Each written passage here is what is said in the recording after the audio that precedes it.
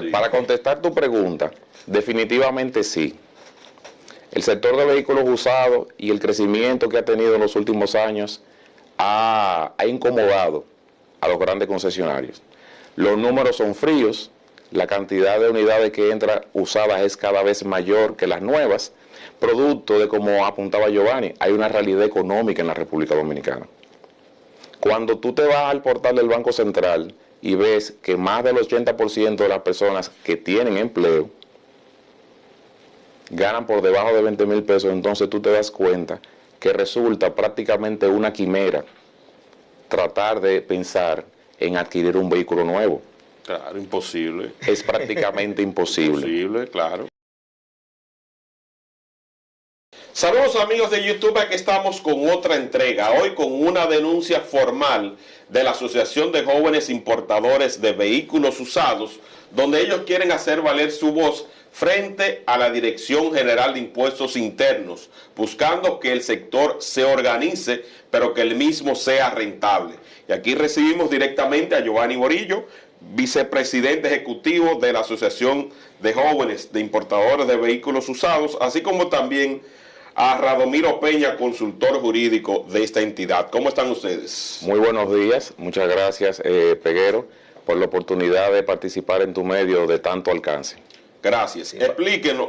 Sí, Ramiro, explíquenos. Para nosotros una distinción estar aquí en esta plataforma porque tiene como objetivo de ser una plataforma veraz que hace mucha falta hoy en la República Dominicana en la opinión pública. Quiero decirte, querido Peguero, y a tus seguidores, que el sector de vehículos usados es un sector que viene de años, de la época de los 80, de los 90, y en el mismo gobierno de Hipólito Mejía, PRD, hoy PRM, se abrieron las puertas para los vehículos usados. ¿Por qué? Porque la gran mayoría de nuestro país no tiene el poder adquisitivo para adquirir un vehículo nuevo.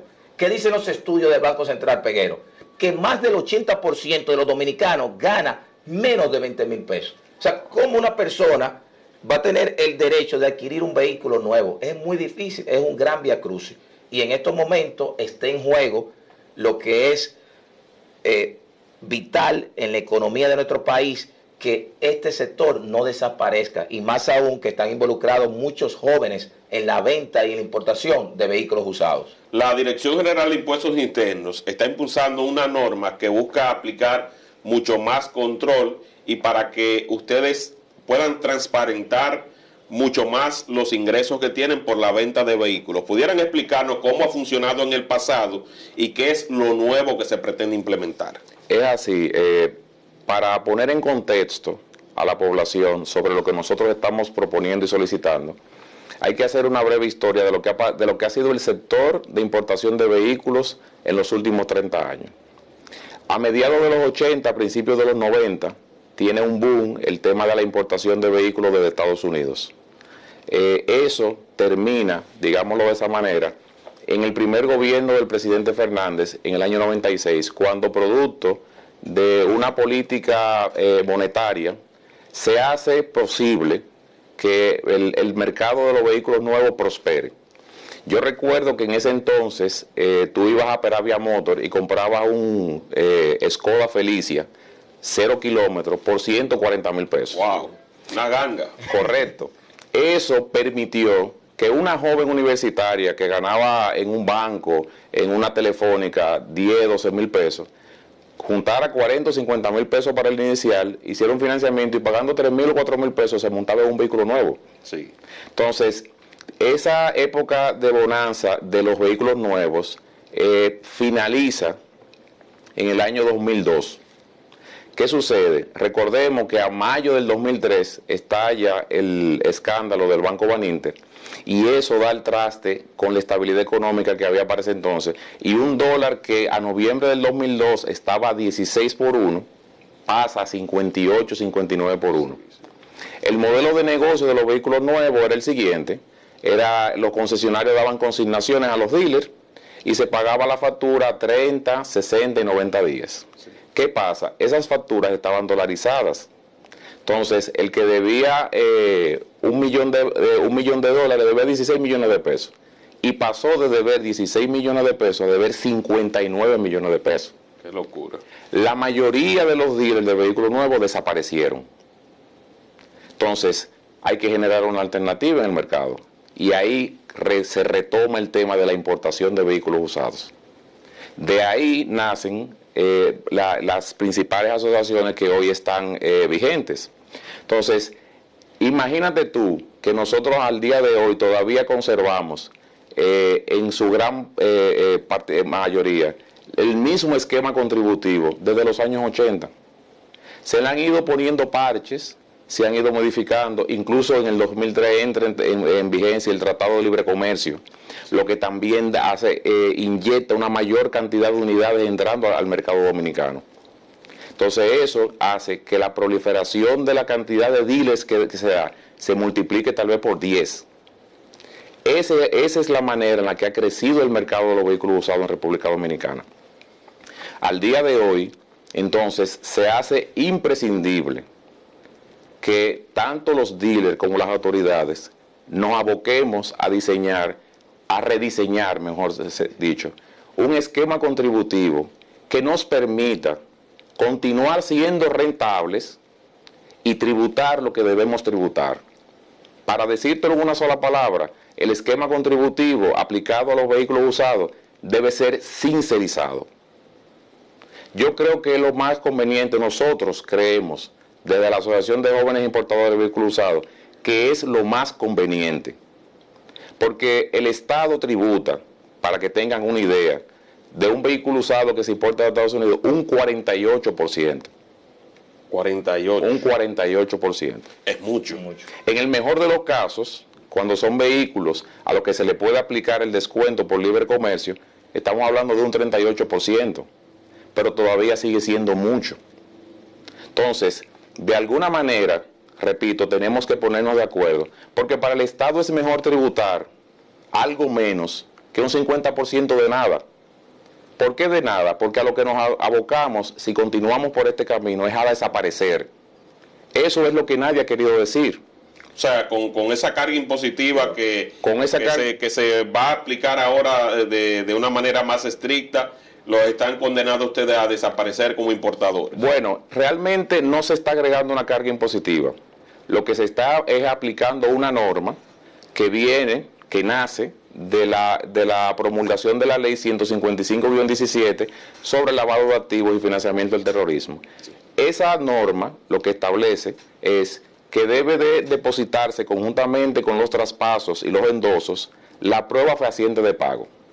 Cabe destacar que nosotros en ninguna medida estamos en contra de que esa norma se aplique. Al contrario, entendemos que al aplicar esa norma se va a ir depurando el sector, porque no podemos llamarnos engaño. En todos los sectores hay empresas y compañías que tienen una ventaja operativa producto de que tienen capitales que no pueden justificar. Y con la evasión de impuestos. Con la evasión de impuestos, el lavado de activos y todo eso. Sí. Entonces nosotros, que somos una generación, digamos, nueva, ¿en qué sentido? En los años 80, como te decía, eran comerciantes que estaban en la ciudad de Nueva York, en diferentes ciudades de Estados Unidos, que mandaban vehículos. Entonces, en ese momento tal vez el sector se pudo haber relacionado con los famosos Dominican York, que en esa época fue una mote que se le colocaba a las personas que vivían en Estados Unidos y venían aquí. Nosotros somos una generación peguero que hace 20 años, 22 años, comenzamos como vendedores de dealer. Jóvenes, inclusive, que nosotros conocemos de casos, que eran lavadores en un dealer de vehículos nuevos y se fueron desarrollando, haciendo pequeños negocios. Y hoy somos propietarios de dealer con muchísimos compromisos económicos, trabajando con líneas de crédito en los bancos a intereses altísimos, que tenemos muchísimos compromisos y lo hacemos primero porque creemos en nuestro país y segundo porque es el único negocio que sabemos desarrollar. Sí. Entonces, por cada dealer que está abierto, calcula al menos 5 empleados. Ese es un aspecto. Entonces, si vemos que registrados oficialmente hay más de 1.200 dealers a nivel nacional y que según el boletín de diciembre de 2021 de la misma Dirección General de Impuestos Internos, entraron más de 310.000 unidades de vehículos importados a la República Dominicana, calcula el tamaño y la incidencia en la economía de la República Dominicana de nuestro sector. Del sector. Correcto. Entonces, es un sector que el gobierno y el país no puede darse el lujo de que desaparezca. Sería un crimen. ¿Por qué? Porque es un sector que lleva el alimento a más de 15,000 personas, siendo un cálculo muy conservador. Sí. Pero encima de eso, tiene una incidencia fundamental en todo lo que tiene que ver con la comercialización y venta de neumáticos, lubricantes, talleres de mecánica. Sí, todo un mundo. Talleres de pintura, autoadornos, servicios técnicos. Entonces, ya tú puedes... Todos ellos se verán impactados de aplicarse la norma como obedece la ley. Bueno, la norma, repito, entendemos como asociación que está correcta. ¿Qué pasa? Que la norma, al establecer que hay que depositar la prueba fehaciente de pago, tiene un arrastre en relación a los impuestos que hay que pagar, a la fiscalización. Sí, explícale al público en qué consiste la prueba fehaciente de pago para que el pueblo pueda entenderlo. Correcto. La prueba fehaciente de pago significa que para cualquier operación de compra y venta de vehículos que sobrepase el umbral de los 500,000 pesos, hay que depositar el medio por el que se pagó, ya sea un cheque, ya sea una transferencia bancaria, tarjeta de crédito o transferencia internacional. Sí. Esa es la norma. Al día de hoy, eso no era necesario. Sin embargo, nosotros... O sea, ahí entraba el efectivo. Tú podías manejar una parte en efectivo y reportar la parte de que tú recibías mixta, ya sea de una tarjeta de crédito o fuese también de alguna transferencia. Una transferencia, correcto. La parte del efectivo es lo que se manejaba a discreción. Correcto. Al aplicar esa norma, sin modificar el esquema contributivo actual, nosotros estamos prácticamente condenados a desaparecer. Hay que sentarse con las autoridades y revisar la cantidad de impuestos que nosotros pagamos para poder adecuarlo, que sea un esquema viable para ambas partes, que nos permita seguir operando. Ese es su mensaje. Hay un aspecto importante, querido Peguero, y quiero darte anécdota de yo como abogado, Giovanni Morillo, estoy vinculado a este sector. Hace 15 años nosotros conocimos a don Felipe Espinal, que fue uno de los creadores de una de las asociaciones más grandes de vehículos usados en el país. Don Felipe, en la época de los 70 y los 80, pertenecía a la dirección financiera del Partido Revolucionario Dominicano. En la época del 2000, cuando llega Hipólito Mejía, el gobierno le abre las puertas, como decía nuestro querido compañero, a este sector. Nosotros entendemos que es inaceptable que hoy en día el gobierno del PRM, del presidente Luis Rodolfo Abinader Corona, sabiendo la historia que este partido hace 20, 30 años fue el precursor para que hoy se importara vehículos usados, le esté dando una estocada, un golpe a este sector tan importante, que tantas personas viven de este sector. ¿Cómo yo empecé vendiendo carros? Yo le llevo un caso legal a don Felipe Pinal y él me dijo, mi hijo, tú tienes ese Honda Accord, vamos a venderlo y yo te voy a comprar un carrito en Miami y te lo voy a traer. Pero ¿qué pasó, querido Peguero? Que yo vendí ese carro y con el dinerito que me gané vendí otro y después compré otro y yo tenía 4 vehículos vendiendo. Wow. Y era abogado también, Sí. gracias a don Felipe Espinal. O sea, me siento consternado, Sí. Porque yo entiendo que sí, que este gobierno tiene que fortalecer las instituciones, tiene que llevar al marco de la legalidad, tiene que organizar, pero también tenemos que adecuar normas y leyes y adaptarla a la realidad de nuestro país y de mano de los sectores. Explíquele al país la carga impositiva que conlleva traer un vehículo usado a traerlo aquí y venderlo, desde que se paga ya en Estados Unidos hasta que usted pague ese flete y termina ya de colocarlo en el dealer para que la gente se lo lleve. Mira, hay que hacer un ejercicio, Peguero, desde cuando los vehículos se compran en la subasta. Automáticamente el vehículo se compra en la subasta, entra un proceso de llevarlo al puerto. Esencialmente se traen por el puerto de la Florida. Ese es un primer pago ya. Eso es un primer... Después que tú compras el traslado hacia el puerto. Eso es la famosa grúa. Eso es un primer pago. Luego de que el vehículo se embarca y hace aduanas en Estados Unidos, entonces se manda del puerto de Miami al puerto que tú elijas para hacer la recepción del vehículo. Ya eso es un flete que, para que tengan una idea, del año 2015, que costaba $525, hoy se pagan en promedio alrededor de $1,100. Wow. Por unidad. Por unidad. Eso es un vehículo estándar. Porque en un vehículo estándar. Porque si hay otro que es un poquito más grande, tiene que pagar más. Correcto. El tema de espacio. Correcto, $1,100 en promedio. Entonces a eso se le agregan el parqueo y los servicios aduanales. Pero la tasa a pagar en un vehículo que no sea libre comercio, que no sea fabricado en Estados Unidos, ronda un 48%. Wow.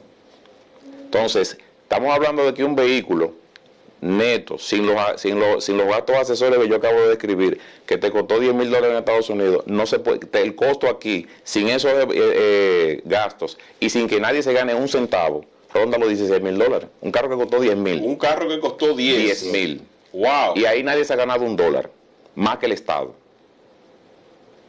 O sea, es mucho, una escala de mucho, de donde se reparte mucho dinero. Correcto. Entonces, el sector de vehículos es un sector altamente fiscalizado. Pagamos el 1% del anticipo. Pagamos al cierre de año los impuestos sobre la renta.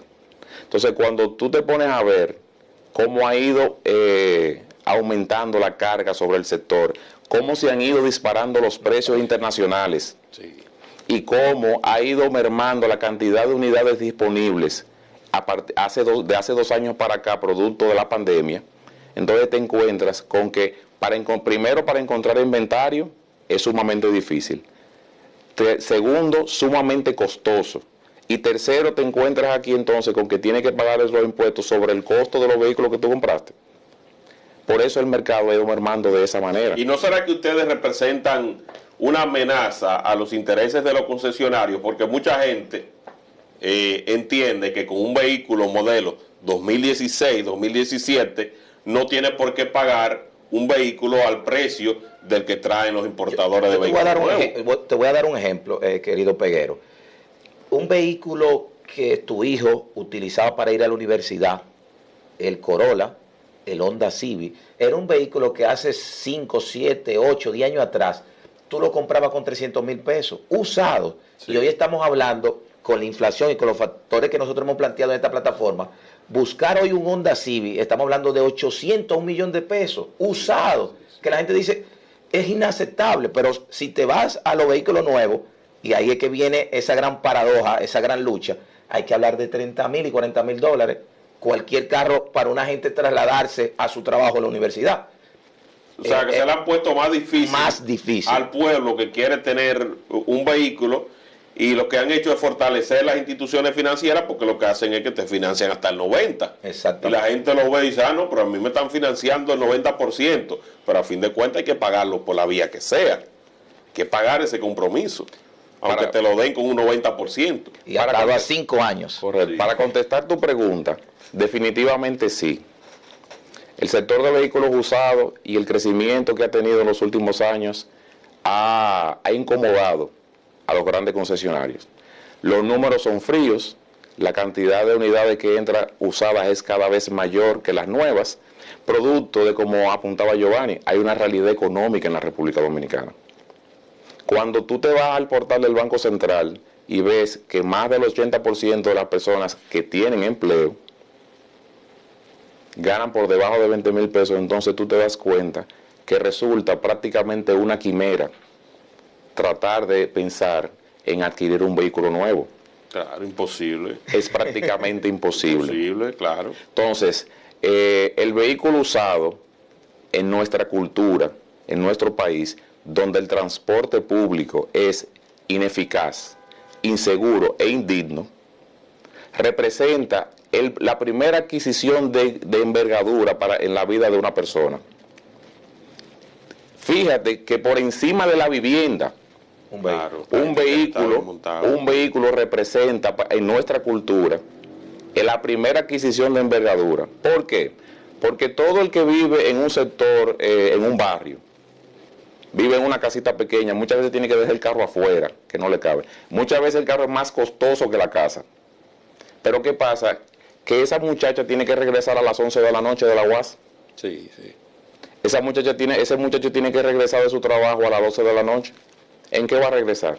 Y al punto, Peguero, que si tú observas, este país que no tiene una seguridad social fuerte, una persona cuando llega a los 40, 50 años, no consigue trabajo, es la realidad, y cuando recibe unas prestaciones, ¿qué es lo que hace? Comprar un carro para ponerse a taxiar, para ponerse a hacer Uber, para hacer cualquier cosa, para poder sostenerse. Esa es la realidad de los vehículos usados en la República Dominicana, que las autoridades, el presidente de la República, la Dirección General de Impuestos Internos, aduana, tienen que entender. ¿Y cuál es el impuesto que ustedes sugieren que debe ser justo para que sea rentable vender vehículos y contribuir sin evadir impuestos, ayudando al país a progresar así como lo requiere esta patria? Bueno, el producto de una reunión que sostuvo el sector de vehículos usados con el director general de Impuestos Internos antes de ayer, la dirección dio un plazo de 15 días para poner en vigencia la norma 0622.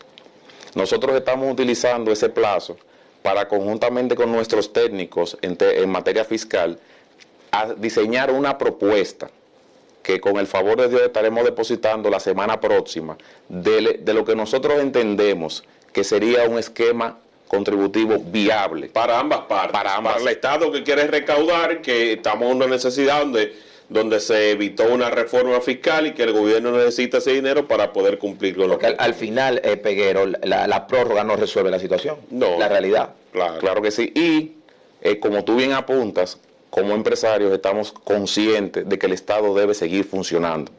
Nosotros entendemos que ni la empresa privada puede ser sin el Estado, ni el Estado sin la empresa privada.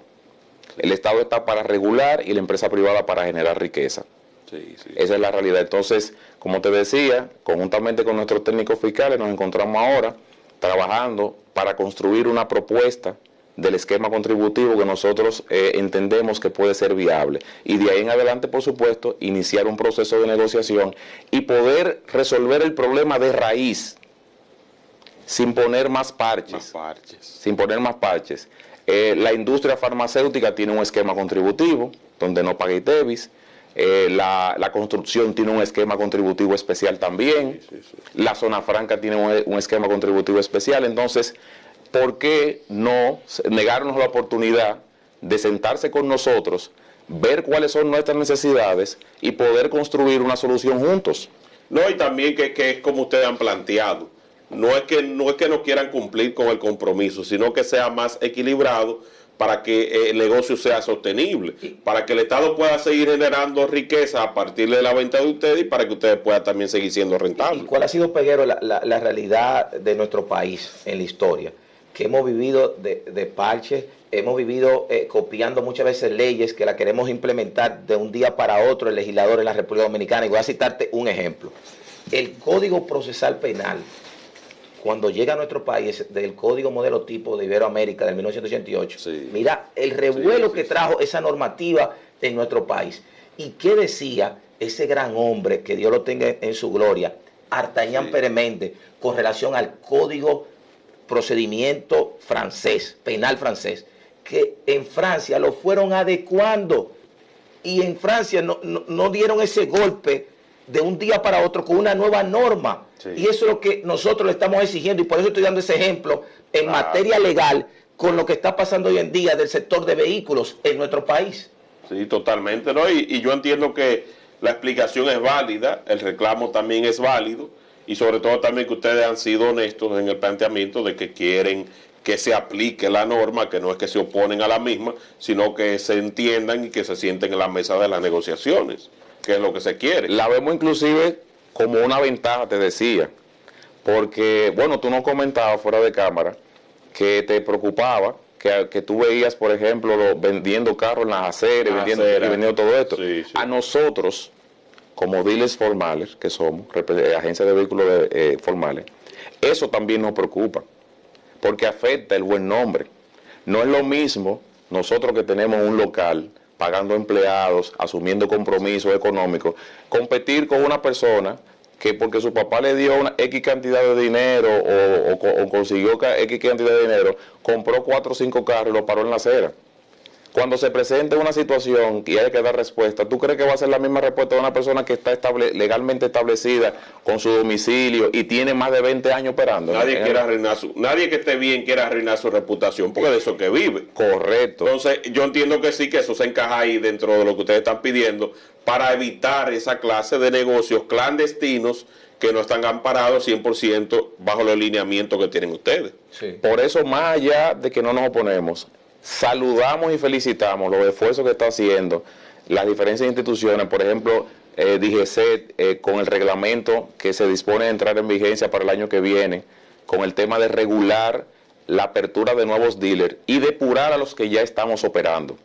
Sí. Esa es la realidad, lo saludamos, porque cada vez el sector se va a fortalecer más mientras las competencias sean justas. Se va a limpiar. El que esté con mala maña para afuera, y el que esté legal se va a mantener. Correcto. Sí, esa es la realidad, eso es lo que hay que decirle al pueblo. ¿Hay algún dato adicional que ustedes quieran aportar sobre esa situación? Bueno, hasta ahora nos sentimos muy contentos, Peguero, tanto por tu apoyo y también de gran parte de la población dominicana, porque esos sectores de esa alta sociedad no quieren hablar este tema. Y mucha gente nos ha dicho a nosotros, Radomiro, Giovanni, tengan cuidado, ustedes se están metiendo en un problema, porque me decía un amigo, una anécdota, que en la época de los 80, 90, esa lucha que hubo, mucha gente tenía temor hasta de perder su vida. Y nosotros sabemos que estamos enfrentando sectores que no quieren que nosotros salgamos a la opinión, a esta plataforma a decir esto. Y Dios está ahí, somos valientes y vamos a seguir luchando para que este sector no desaparezca. Yo entiendo que la libre competencia siempre hay que fomentarla. Si usted vende vehículos nuevos, habrá un público que va a comprar sus vehículos nuevos, que tiene un poder adquisitivo bastante bueno, y hay otros que necesitan y que no tienen esa opulencia para ir a pagar lo que realmente están pidiendo ellos. Entonces hay espacio para todos y para que todos cumplan con las obligaciones fiscales. Así que les agradezco que hayan venido a este espacio para exponer la situación. Yo entiendo que el director de Impuestos Internos es una persona que escucha y yo sé que él hará lo posible para que ustedes puedan también seguir operando dentro de su marco regulatorio. Así que gracias por venir. Gracias de corazón. Seguimos con las exclusivas de José Peguero. Bye, bye.